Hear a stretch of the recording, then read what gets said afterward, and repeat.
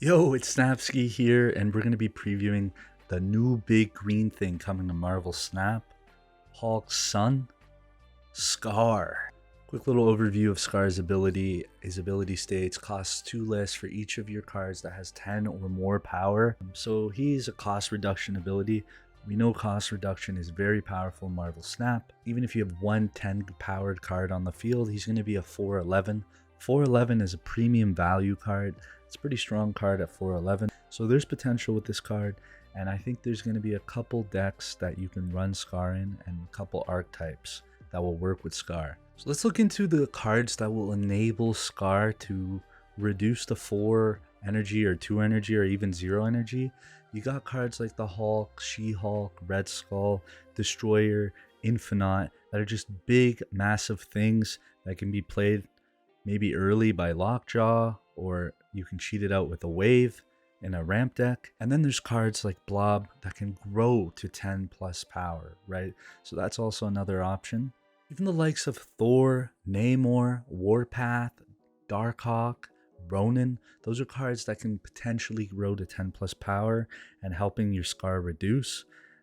Those are some interesting cards that you can use with Skaar, and I think there's a lot of ongoing cards that can get to that 10 plus power and maybe create a new archetype with Orca, Namor, Warpath, and Skaar, and that could be a potential deck right there.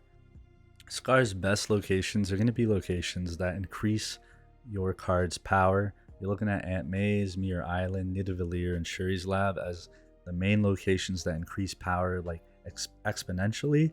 And that's going to reduce Skaar to probably 211 to maybe 011 with Nidavellir, because you can play a lot of cheap stuff into Nidavellir and get a lot of 10 powered cards.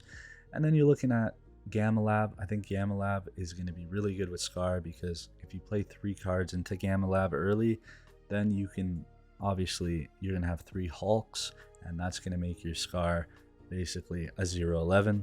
Let's talk about Kyera. She's Skaar's mother, so there's a little bit of lore there, but her ability will protect some of Skaar's 6 energy 10 plus powered cards on the board. So Kyera's ability is ongoing. Your 1 and 6 cost cards can't be destroyed, so that paired with Skaar will be really strong in a Lockjaw deck. And obviously some people will not have access to Kyera due to the Spotlight cash system, but if you do pick up Skaar with the Battle Pass, I'd recommend getting Kyera, because I think they would be a good tandem together. And yeah, that's just my recommendation, guys. Skaar's best cards that he will synchronize with, definitely Lockjaw. Lockjaw can pull a lot of 10 powered cards for the cost of like a stone or a cheap 1-drop or a wasp.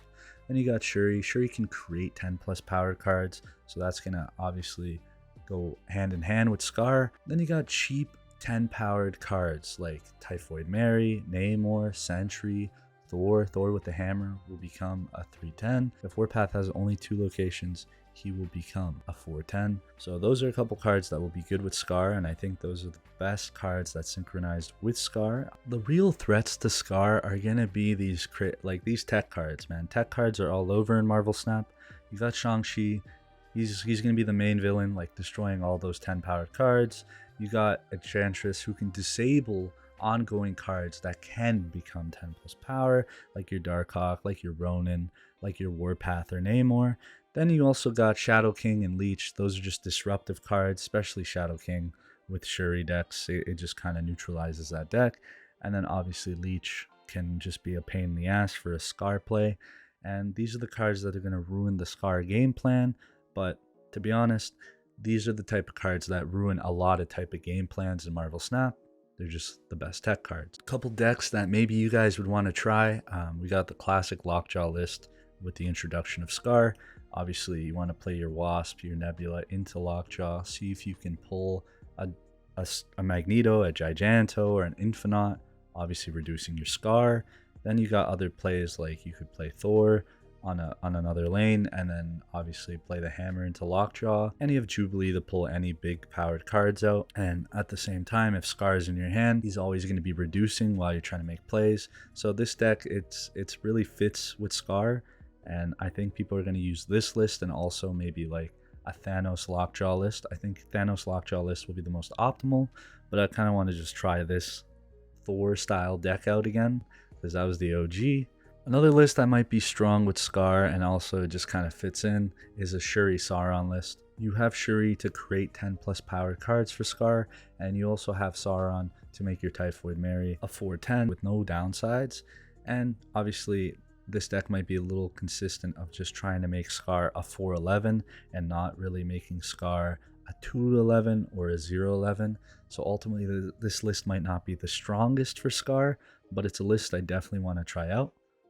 On the Broken-O-Meter, Skaar is going to be ranked just okay, in between just okay and solid. The card has a lot of potential. At 4/11, it's a premium valued card. At 2/11, it's absolutely bonkers. And at 0/11, I mean, you're just kidding me, right? You're probably winning that game if you got Skaar at 0/11, right? But I don't like to doubt Battle Pass cards, so he might be solid at the end of the season, but we're going to have to wait and see. Let me know down below what you think is Skaar. Where would you rank him on the Broken-O-Meter?